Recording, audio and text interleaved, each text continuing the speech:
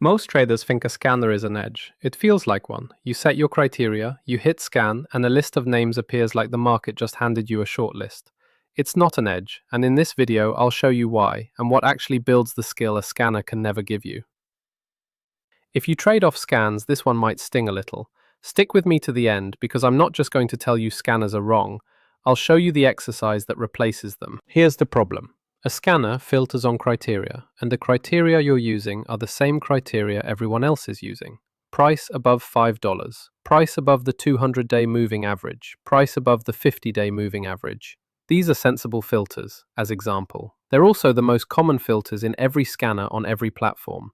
So by the time a name shows up on your scan, it's already shown up on thousands of other scans.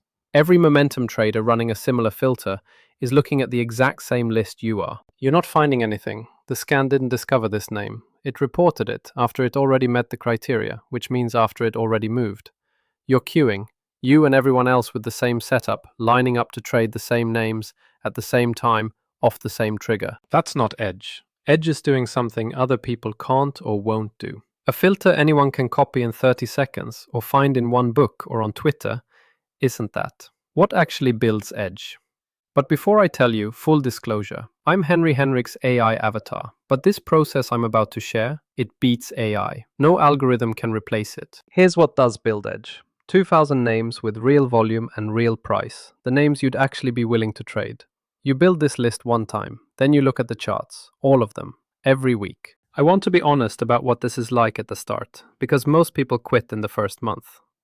The first month it feels useless. You're scrolling past hundreds of charts and you don't know what you're looking for. Nothing jumps out. It feels like wasted time. 6 months in, something changes. Patterns start surfacing before they trigger. You start noticing names that are setting up, not names that have already gone. 2 years in, and this is the part that sounds like an exaggeration but isn't, you start seeing the setup in the bar before the bar that makes the setup. You feel it coming because you've seen the same shape resolve 1,000 times. That's not magic. That's pattern recognition. And it's the one thing a scanner can never give you, because a scanner doesn't build your eye, it bypasses it. Every time you let the scanner do the looking, you skip the rep that would have made you better. The scanner is a shortcut around the exact work that creates the skill. Quick one before the next part. If you're getting something out of this, subscribing tells me to make more of it. Now, I want to be fair, because this gets misquoted. I'm not saying throw your scanner away. Scanners are useful. They're just useful for a different job than most people use them for. A scanner is good at tracking. If you already have a defined system, with setups you already know how to read, a scanner can monitor your universe and tell you when one of those known setups appears. That's real. That's a tool doing its job. The trap is using a scanner for discovery, for finding the trade in the first place. Discovery is what scrolling does. Tracking is what scanners do. Two completely different jobs. And retail traders confuse them constantly. They use a scanner to discover, get a list of late, crowded names, and wonder why their entries are always a day behind.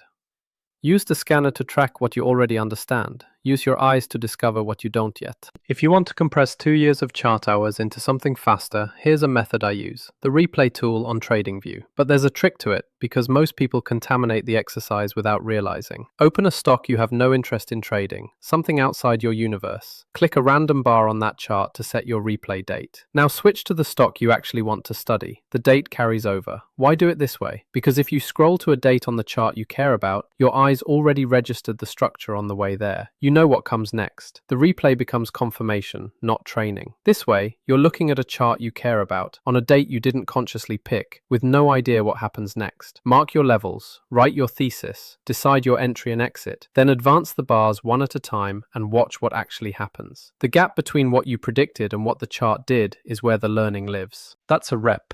Do enough of them and you build the eye. So here's the takeaway. The traders who compound over years aren't the ones with the cleverest scanner or the perfect filter. There is no filter that does the work for you. They're the ones who put in the chart hours when nobody was watching, who scrolled the universe every week through the months it felt useless until the patterns started showing up before everyone else's scanner caught them. The scanner is a tool, the eye is the edge. Build the eye. One thing I'm curious about, how many names are in the universe you actually watch every week? Drop the number in the comments. I want to see how many people are scrolling versus scanning. If this was useful, subscribe and you'll catch the next one. I'm putting out a follow-up on the replay method, building the eye faster without waiting 2 years. That's it for today.